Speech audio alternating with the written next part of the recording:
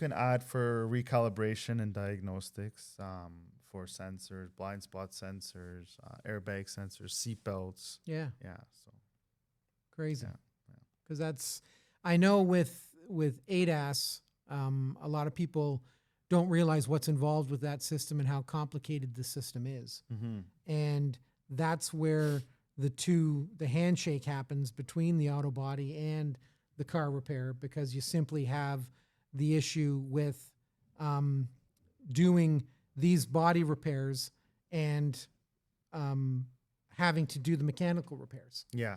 So it's a case of the two are amalgamated into one. Mm-hmm. So it's an issue. Mm-hmm.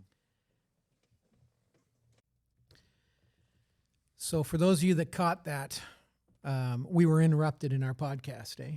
Yeah. Did you notice that? I noticed that. Yeah. Yeah. So I try to time this podcast in the morning so that we get our guests in before our 12:30 lunch break.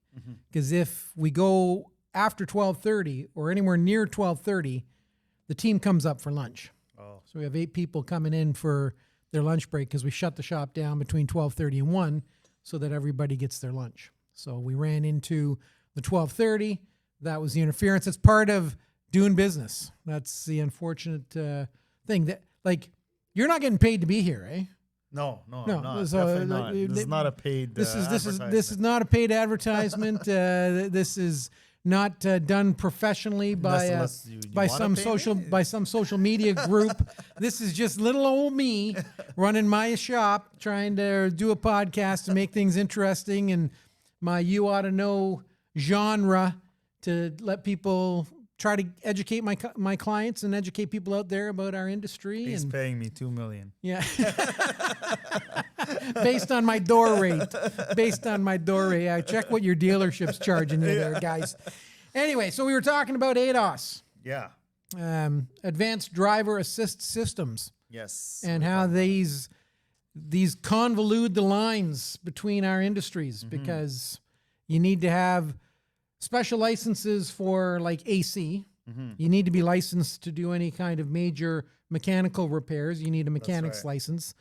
You don't need any licensing for painting or spray booth. Yes. You need an auto body license and a painter's license as well. Okay, yeah. So, and those take time to get, obviously. Yeah, like they're serious, just like 310S. Exactly. Yeah, okay. They have to go through the trades college, Seneca, Mohawk, something like that, and then they have to get put in their hours to get licensed. Right. So we might have somebody that's a youngster listening to this podcast or watching this and on YouTube and having an interest in getting into the trade, and that's important to know. Right? Yeah, it's a very rewarding trade.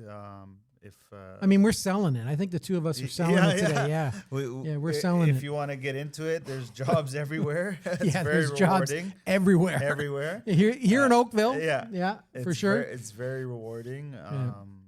It's fun. You get to work with cars, work with your hands, see the end result.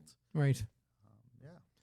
And I mean, with the ADAS, we have the special equipment. Not every shop does, because quite frankly, just like your paint stuff, it's expensive. Yeah, it's expensive. Like we're not dealing with pennies. We're dealing with thousands of dollars to get the right equipment and then get the training and then be accountable for the work that you do, just like you do with anything structural on vehicles, I'm sure, with the auto body, right? Yes, yeah. So why have calibrations changed the auto body industry forever?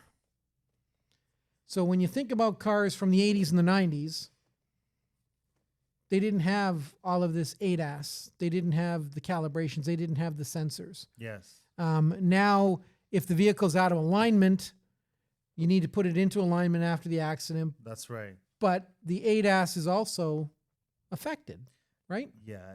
Potentially.